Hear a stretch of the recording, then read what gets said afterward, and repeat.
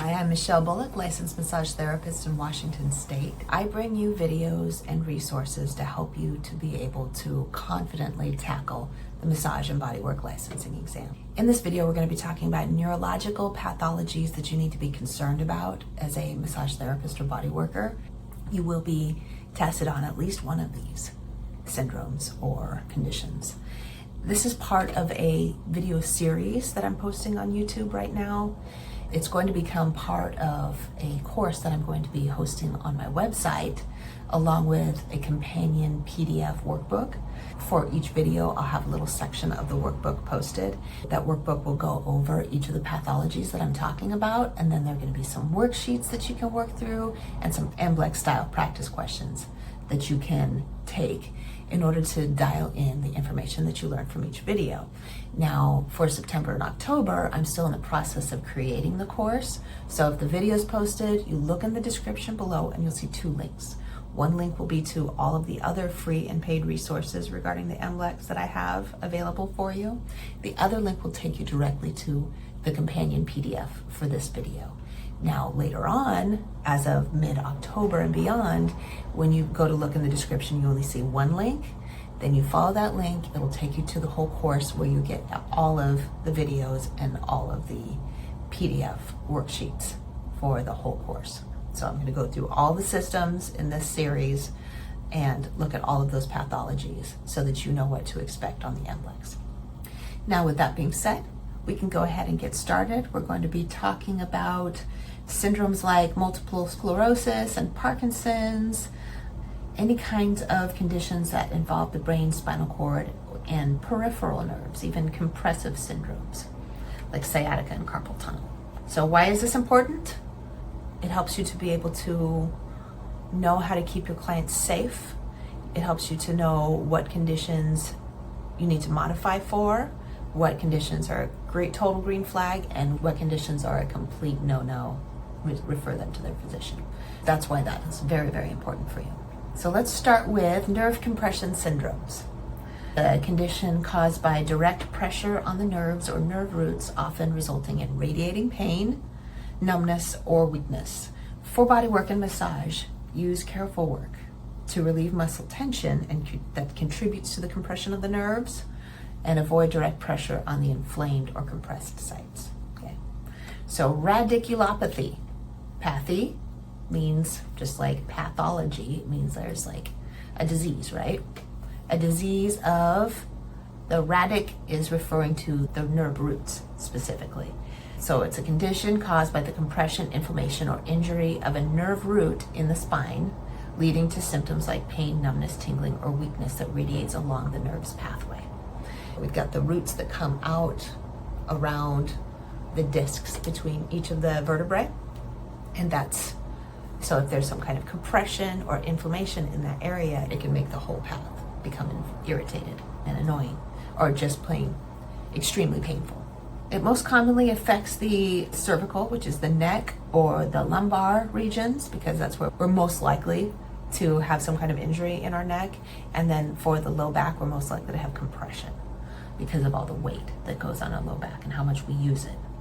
So it often results from herniated discs, arthritis, or spinal stenosis. That's when there's very little to no disc cushioning the spine, or it's become degenerated. So massage and bodywork can help alleviate the muscle tension and improve circulation in the surrounding areas around the nerve, which can in turn reduce compression on that nerve. But avoid putting direct pressure on the nerve root because that freaking hurts. When I've worked on people that have nerve compression, I'll go to work on the muscle that is compressing the nerve, and it will send that shooting pain. So I'll work very gently and softly according to the client's tolerance or preference, and just work outward. I work on all the surrounding structures around that nerve root. Avoid causing further irritation of that nerve. Sciatica or piriformis syndrome. Sciatica is different than piriformis syndrome, but they cause kind of similar symptoms. Sciatica is pain that runs along the sciatic nerve, but it's coming specifically from a compression in the lumbar spine.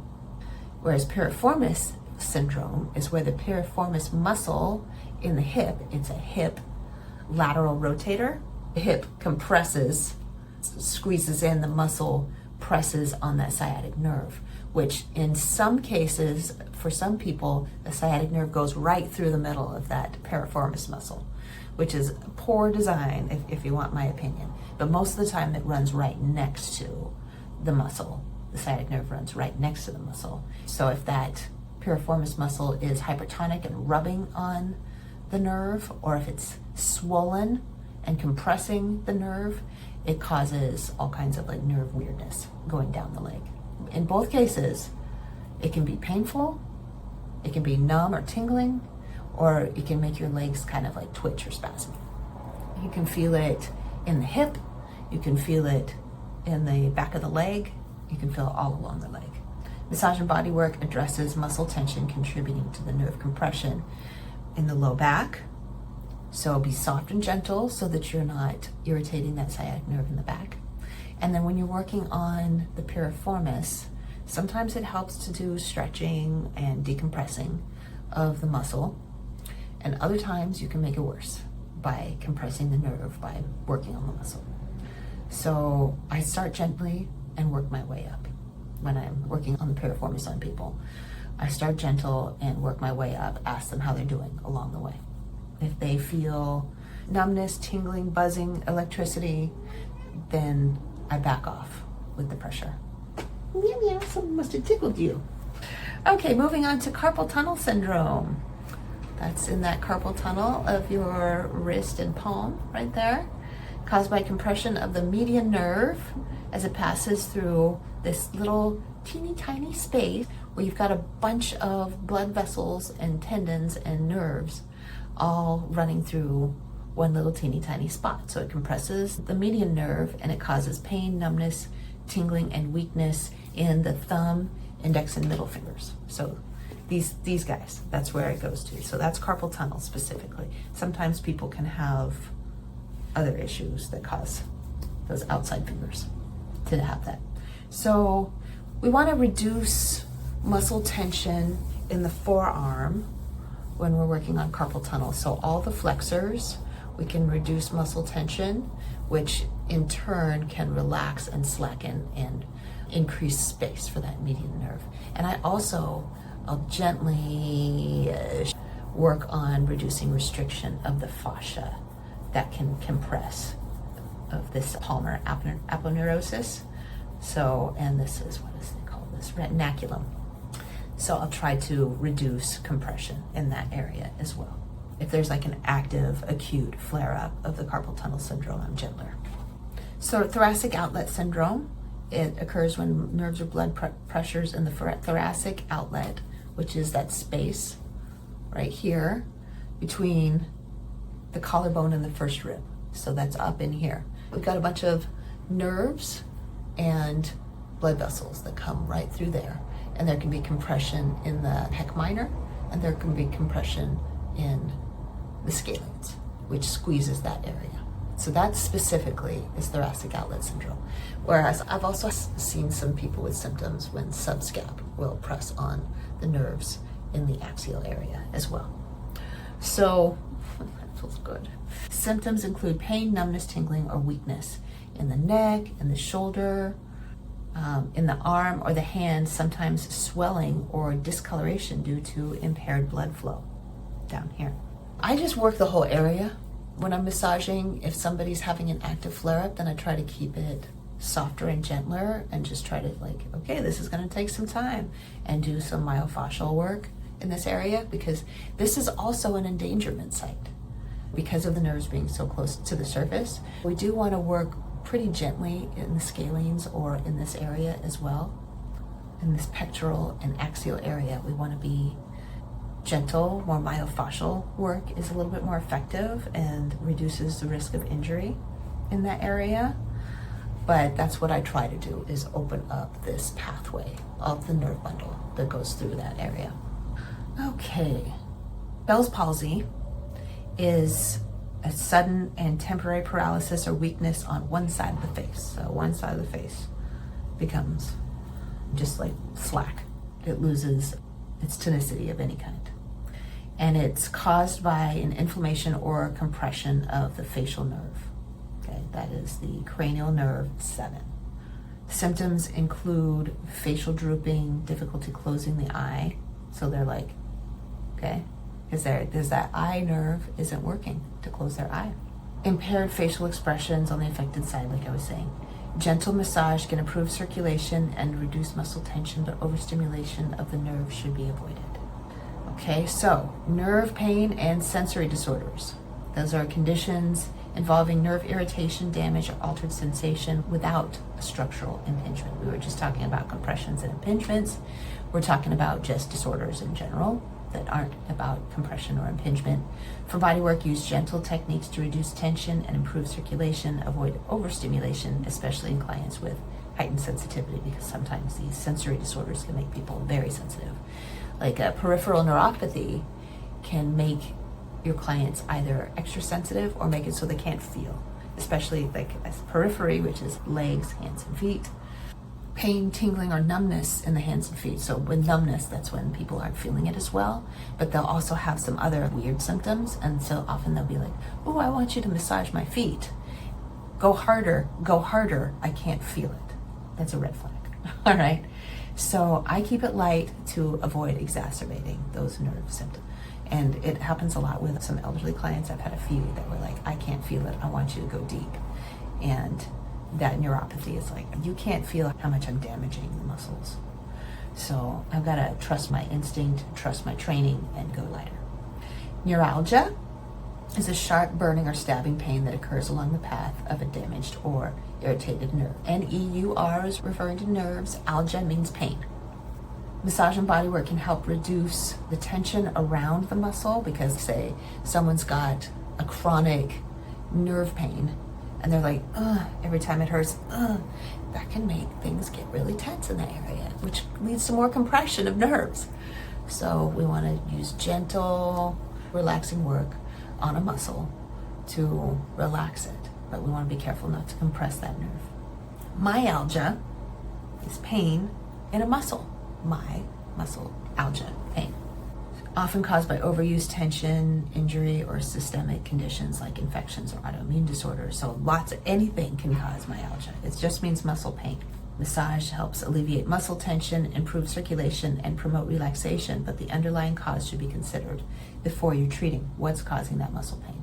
Anything could cause it. So make sure you know about that. I just threw in myalgia because it's a pain thing. We're going to be talking more about pain in just a minute. Fibromyalgia, myalgia being pain of the muscle, fibromyalgia is referring to a different kind of chronic pain where you have widespread musculoskeletal pain. So it happens over large areas of the body. There's fatigue, tender points throughout the body. So you go to touch somebody and it's like, ouch, right? It's often accompanied by sleep disturbances, memory issues, heightened sensitivity to touch, like I said, and also stress, okay? I've seen it so often that someone's nervous system reacts to stress with physical pain. That's what I've often seen. But I'm not diagnosing people. I'm not a physician. Massage and bodywork can help reduce the pain, improve relaxation when they're stressed, help them with stress management. It does not treat pain, okay? It helps to manage the pain by supporting the body to feel less pain, okay? So I talked about the pain gate theory, where other sensations in the body can use up space in the receptors in the brain so that the pain receptors can't get through. That's the pain gate theory. But we also have endorphins increasing, and we have cortisol reducing, which relaxes us and makes us feel less pain. It is really important to adjust, for people with fibromyalgia, adjust the way that you are doing your work. Listen to them, show them that you can be trusted with treating their bodies so that they can feel totally relaxed in your presence, and that will go a long way toward helping them with their symptoms. You're not curing their fibromyalgia, you're just helping them with their symptoms. Let's talk about different types of pain. I have a wonderful chart here of all the different kinds of pain Once again, we help with pain management. We don't cure pain as body workers and massage therapists, okay? So idiopathic pain is pain with no specific cause, despite thorough medical evaluation. It may occur without a clear underlying condition, and its origin remains uncertain. Often fibromyalgia is an idiopathic pain. That's why it took so long for it to become a formal diagnosis, because for so long it was thought that it was just something that people were making up for attention. But it is a real thing that people experience. Managing idiopathic pain often involves symptom control and exploration of potential contributing factors. So we're looking at whole lifestyle. Breakthrough pain is a sudden and intense flare-up of pain that occurs despite the use of medications intended to control the chronic pain. It can be brief but severe, often interrupting the control of pain in conditions like cancer or chronic pain disorders. Adjustments and treatments such as additional short-acting pain relievers may be needed to manage the breakthrough pain. So breakthrough pain is breaking through Tylenol, ibuprofen, muscle relaxers. It's really intense, sharp, very fast. Chronic pain is pain that lasts for more than 3 months and can result from conditions like arthritis, fibromyalgia, nerve damage, sometimes tendonitis. It can be constant or intermittent, and it can severely impact the quality of someone's life, requiring ongoing management strategies. Chronic pain is often resistant to standard pain relief methods and may require multimodal treatment approaches. The brain has decided that you are in pain. And so sometimes it takes more than just one kind of treatment. That's where we come in, because we are part of a whole package of lifestyle support for a client. Acute pain is a sudden onset. Chronic is long-term. Acute is short-term, sudden, specifically associated with an injury or a condition such as a broken bone or a surgery. It usually lasts for a short period, from a few moments to a few weeks, and is generally treated with pain relievers to address the underlying cause. It's a warning signal to protect the body from further harm. Now, somatic pain originates from the skin, muscles, or connective tissues, and is typically described as sharp, aching, or throbbing. It's localized to a specific area. So we're talking about something coming from anywhere but the organs. Visceral pain comes from the organs, which is the stomach, intestines, the heart, and it's like a deep, dull, or cramp-like. So visceral pain is something deep inside, whereas the somatic pain is coming from the muscles or the connective tissues or the bones. Phantom pain is a pain that is associated typically with an amputated limb or body part. The brain is continuing to receive signals from the nerves that have been severed. Massage can help by addressing the muscle tension from the limb that they are overusing because they only have one of the limbs.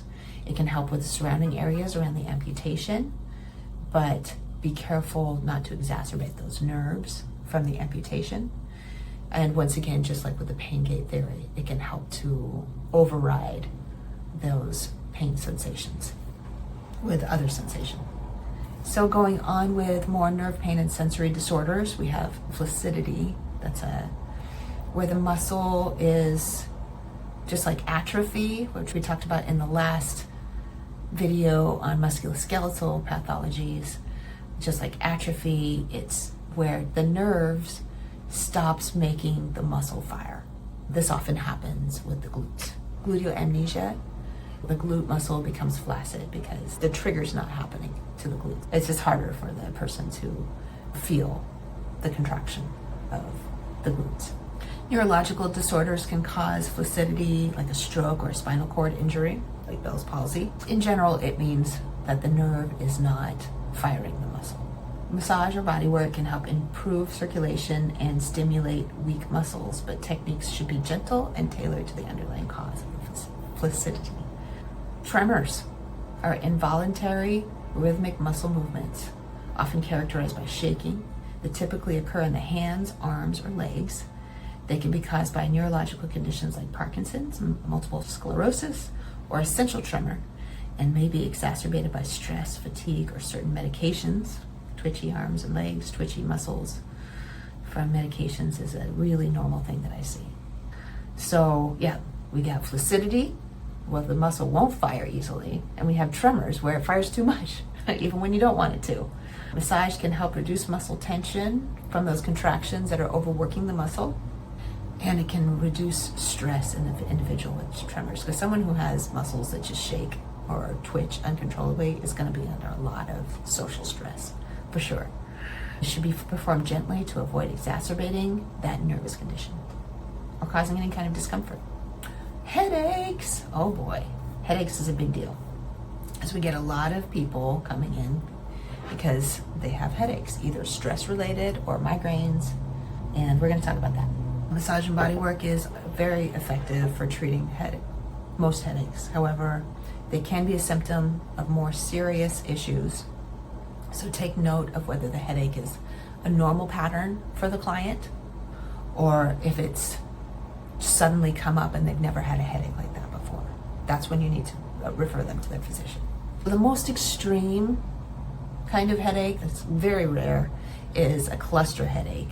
It's a very painful kind of headache with short, intense attacks on one side of the head, often around the eye, followed by periods of remission. The cause is unclear, although abnormal hypothalamus activity is suspected. Massage is typically not sought during an active episode because the pain is too severe for any kind of bodywork to be tolerated. So that's not something that we typically are working on. But the ones that we are typically working on are migraines, which can be that intense throbbing pain, usually at the front or one side of the head. Can be accompanied by nausea, definitely light sensitivity, or visual disturbances like sparkles. That's what I see when I have a migraine, sparkles that like move over the field of vision. They're thought to result from a surge of neural activity that activates pain centers in the brain. So the triggers can include stress, dehydration, hormonal shifts, or skipped meals. For me, sugar can do that. Massage is contraindicated during an active migraine, and sessions should be stopped if somebody starts getting a migraine when you're giving them a massage. But otherwise, give them a massage. If they have migraines often, then that's okay. Give them a massage. Now, tension headaches, that's where we thrive. Someone's having emotional stress and it's caused a headache in the forehead or in the back of the head. That's where we do our work. So we address the musculoskeletal tension coming from like our shoulders that go up to the base of the head, and then a little pull on all those muscles. Somebody's furrowed their brows so much, or they're like squinting their face so much from the stress that it's causing pain. Yeah, that's what we're going to be working on. So we want to reduce their stress, lower their cortisol, increase endorphins, make them feel good, and then we want to reduce muscle tension. All right, so moving on to progressive neurological diseases. Those are disorders that involve degeneration of nervous tissue over time, affecting motor control, cognition, movement, and energy levels. So we got MS, multiple sclerosis, that's the biggie. It's a chronic autoimmune disorder where the immune system mistakenly attacks the myelin sheath of the nerves. That's a fatty protective layer that insulates the nerve fibers. It causes muscle weakness, fatigue, and coordination issues. Also, thermosensitivity, that's heat and cold sensitivity to those. Inflammation and scarring of the nerves and muscle tissue. Disruption of nerve signals. Massage and bodywork can reduce stress, but requires caution. Use gentle pressure and avoid hot and cold therapy. Parkinson's disease is a neurodegenerative disorder that causes tremors, rigidity, and movement difficulties. Parkinson's is the dopamine one. Gradual loss of dopamine producing neurons. So just remember, Parkinson's, imbalance of dopamine levels, which causes tremors, rigidity, and movement difficulties. So massage and bodywork will help someone as long as they're not having a flare-up of it. It can help someone feel a lot better. It is contraindicated typically for you to work on someone who's having tremors actively at the time because you're not really helping them very much. There's varying degrees of how far the disease has progressed. So someone can have Parkinson's and not have any kind of active symptoms. And so massage and bodywork will be so wonderful for their muscles. Amyotrophic lateral sclerosis, ALS, also known as Lou Gehrig's disease, is a progressive neurodegenerative disorder that affects the motor neurons, leading to muscle weakness, loss of motor control, and eventually paralysis. Symptoms typically start with muscle twitching and weakness in the limbs, progressing to difficulty speaking, swallowing, and breathing. So bad prognosis. Massage and bodywork can help to manage pain for all those reasons we talked about with the pain section we just talked about, and reduce muscle tension, improve relaxation, but should be adapted to the client's physical abilities and energy levels as the disease progresses. Degenerative cognitive disorders, dementia being a big one, characterized by progressive decline in cognitive abilities such as memory, thinking, language, judgment, severe enough to interfere with daily life. It's typically caused by underlying brain damage or disease. Massage and bodywork can help reduce stress, promote relaxation, and improve sleep, but techniques should be gentle and adaptable to the client's cognitive and physical needs, because when someone has had dementia for a while, it does mess with their lifestyle and their physical needs are going to change. So just be compassionate, sensitive about what's going on with them.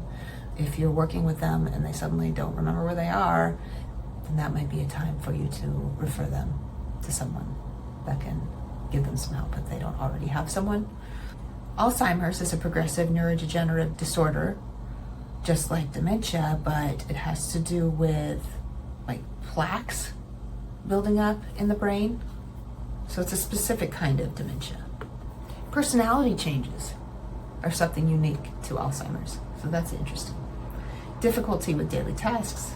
Massage and bodywork can help reduce stress, promote relaxation, and improve sleep, but techniques should be gentle and adaptable, just like dementia.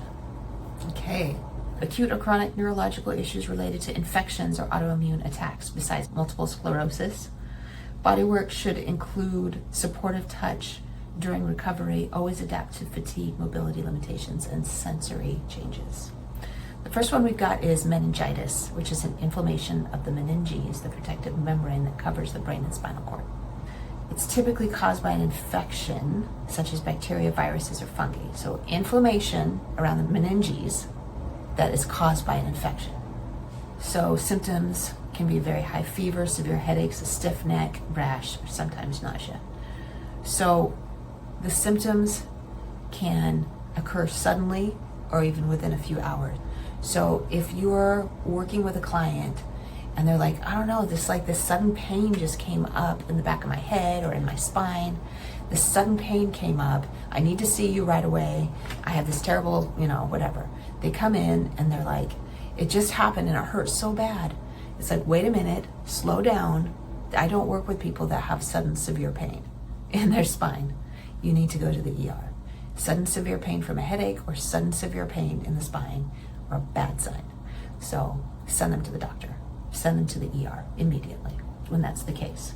So if a client contacts you with those symptoms, you know what to do. Massage doesn't help. Guillain-Barre, I don't know if I'm saying this right. I think that's Guillain-Barre syndrome, a rare autoimmune disorder where the immune system attacks the peripheral nerves, arms and legs, leading to muscle weakness, numbness, and in severe cases, paralysis. Symptoms typically begin in the legs and progress upward, with recovery taking weeks to months. So it's an autoimmune disorder where they can recover. Massage and bodywork can help reduce muscle tension and improve circulation during the recovery, but should be gentle and tailored to that client's comfort and sensitivity. Any kind of inflammation, we don't massage if someone is in an acute state. Poliomyelitis. Polio. Everybody's heard of polio, a viral infection that damages the nervous system, leading to muscle weakness, paralysis, or in severe cases, respiratory failure. That's what killed people. Iron lung, back in the day, when people had to be inside of a machine, it would pump their lungs for them so they didn't suffocate. That was from polio. So symptoms can range from mild flu-like effects to permanent physical impairments. So as long as the person isn't actively sick, don't work on somebody that's actively sick with any kind of fever. It's an absolute contraindication. Somebody's sick and has a fever. Don't work on them. But they've gone through polio. It's so rare that someone is going to be working with someone that has polio, but someone's gone through it and they're in the recovery period. It helps address muscle tension and improve circulation. But be careful with weakened or atrophied muscles and areas with reduced sensation because the nervous system's been attacked. So you might have reduced sensation. So talk to clients about the pressure and what they're sensing. If they have neuropathy to the point where they can't sense what you're doing, then you need to reduce pressure. So vertigo. There's a lot of different types of vertigo, but when it's due to vestibular nerve impingement, a sensation of spinning or dizziness, often caused by issues in the inner ear. There's a nerve that goes to that vestibular area, and if that's acting up, then people can feel dizzy. Symptoms can include nausea, balance problems, and difficulty focusing, which can be triggered by head movements or changes in position. Massage and bodywork can help reduce stress and tension, particularly in the neck and shoulders, because somebody's been under all this stress from what they're going through. So they can have all those stress symptoms in their neck and shoulders. But be careful with positioning them and help them sit up if they need that help. For somebody who has it severely enough that you can't leave them alone, then you just keep them dressed and use relaxation techniques on them for muscle tension and such, but make sure that they are up and about before you leave them alone. Okay. So motor control and developmental disorders, cerebral palsy. It's a condition affecting muscle tone, coordination, and motor function from early developmental issues or a brain injury when they're very young. Bodywork focus should be supporting their range of motion, reducing tension in the muscle when appropriate, and focus on their comfort and flexibility. So reduce muscle tension, help them with range of motion within reason, because sometimes those shortened muscles never developed in the first place. Go slow. Now that we've talked about all those neurological pathologies, so that you can keep your clients safe and so that you know what you're dealing with when your clients come in and say, I have this or that disease, and yeah, you'll know what to do. You look competent and they will trust you because you know what you're talking about. And you will also need to know these things for the MBLEx. For sure, you will have a question regarding neurological pathologies on the MBLEx. So with that, be sure to either look in the description below this video to get your PDF workbook, or look in the module for this video to get the PDF workbook, work through the worksheets, do the practice questions, dial in that information, get it locked in, and I'm going to see you in the next video. It's going to be on integumentary pathologies and fungal infections. See you then.